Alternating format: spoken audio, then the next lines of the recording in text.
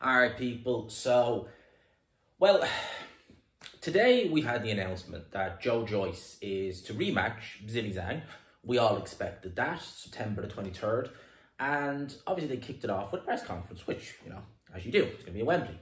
So, Frank Warren was there, and it goes back to yesterday. So yesterday, Simon Jordan was on TalkSport, and he said that Fury will not be fighting Usyk in December.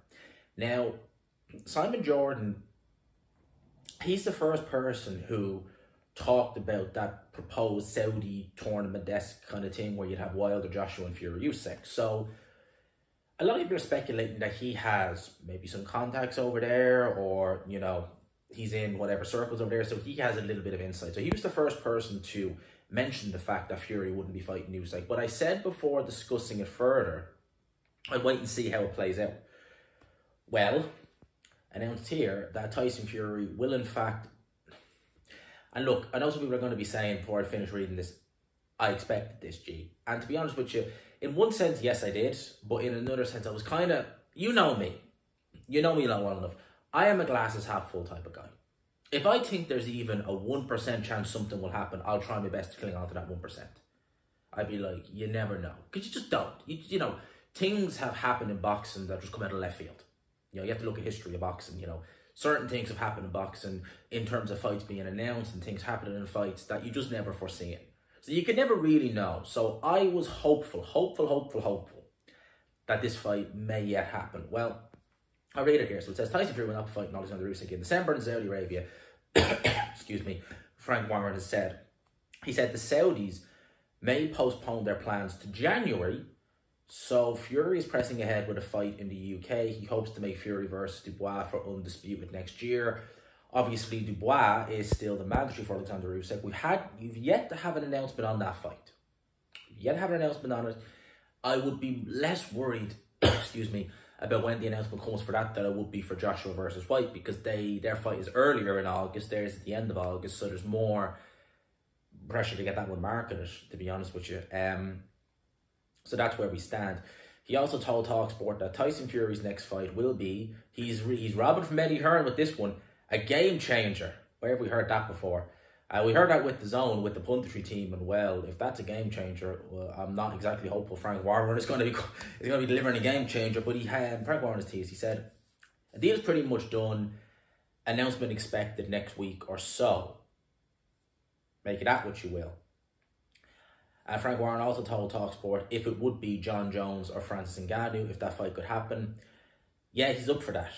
The type of money something like that could generate, why wait for people saying wait until next year when you can make these fights now? Why wouldn't you do that now? Why wouldn't you do it now? Well, I don't know. Maybe because, you know, the overwhelming majority of boxing fans want to see an undisputed fight, Frank. You know? Maybe that's why you wouldn't make it now, Frank. Maybe you would think that you're telling people, you're saying consistently that he's the best heavyweight of this era and, you know, potentially of all time, but he's yet to really prove that. So why don't you go and prove it by going down the undisputed road? You know, I would that for me would do more for his legacy, win or lose, because the fact that he's got there is an achievement in itself, than it would be going and fighting the John Jones or Francis Ngannou. That to me is a money grab. And you know what, right? If you fought a John Jones or Francis Ngannou, I wouldn't have as much of an issue with that if he said, right, look, Sullivan, here's the title.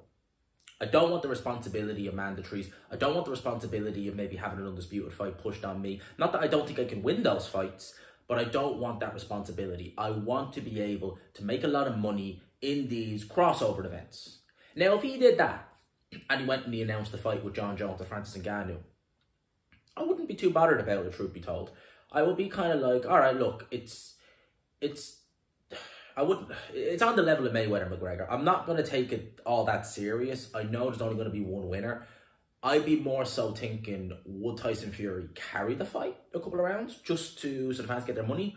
Or what way would he do it? I wouldn't be really looking at it in regards of, oh, this is amazing, this is very competitive. And I wouldn't be looking at that. I'd be looking at it kind of like, okay, he's done that. But to his credit, he's not held the division up. You know, there's a vacant title there. They can either, you know, order Usyk to fight Wilder with the vacant title on the line. You know, they've done that. WBA have done that with Joshua Klitschko in the past. I'd be all right with that. But no, and the fact that WBC are giving them carte blanche to do that by not calling any mandatories, again, I seen someone post on Twitter the other day that of the top, I think it's like of the top 16 heavyweights, Joyce and Zhang are the only two with fights coming up. That's crazy. That's actually crazy when you think about it. You know, that these guys are not going out there and fighting one another. And I'm not just saying that's a Fury Usyk issue, it's a wider issue. But they're not going out and fighting each other. They're just taking a fight here and there. You know, you've the top 16 and you know, you just think, you know, you're thinking of the names of Parker. Sanchez hasn't got anything. Joyce and Zhang are the only two who are they're obviously fighting one another, and that's only been announced today. Fury hasn't got anything as of yet. Usyk hasn't got anything as of yet. Joshua, Dylan White, Deontay Wilder, etc. Luis Ortiz, you still count him as a top heavyweight, you know. Yalalov, you know, Arslanbek Makhmudov, people like that, you know, we're not hearing anything about them guys. And, you know, would I put them in the top 10? Possibly, yeah, probably would. At this stage, you know, you forget, like a lot of the guys who would have been in the top 10 are slowly coming out of it. So, it's crazy. It really is crazy. I don't know. You know, I'm holding on to that undisputed fight. As many of you know, that's what I want, you know. Now we have Spence versus Crawford. We're getting that fight next month. And it's coming quick. I can't wait. I'm happy about that. And now it's like, right, well, I will have this ticked off my boxing list. And that was number one. What's number two? Fury Usyk. I would normally say Bivol versus Beterbiev, but that's one fight, that I know there is no percent of that happening. That's one I've resigned myself to. That's one where I've taken the L on that, and I'm like, it's not happening. But Fury Usyk can. So that is what I want. I want that fight. And again, if Fury is going down the road of fighting the Francis Ngannou or a John Jones, if he vacated that title, you know, and didn't hold the division up with that, because, you know, that's what he's doing, you know, I mean, you know, the WBC to me would lose all credibility if they have any left, which they don't, if they sanctioned Francis Ngannou or John Jones to face Tyson Fury in a world title fight. For me, that's just, you know, there are people out there who still see WBC as credible. I don't know how, but you do. And I'm not saying Fury fans, I'm just saying in general. Surely that would do it, wouldn't it? Surely.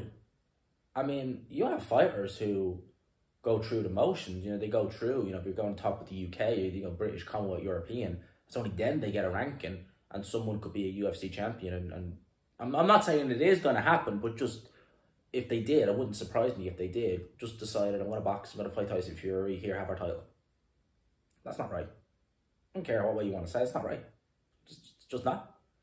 And how a sanctioned body could do that is just beyond me. And Warren, you know, Bob Arum seems to be more feet on the ground with this situation. You know, he's not really been giving Fury a pass on this. He's been, I think, hopeful, because obviously he does a lot of business with Igis Klimas and people like that, and he's worked with Usyk in the past on a couple of Lomachenko fights back in the day.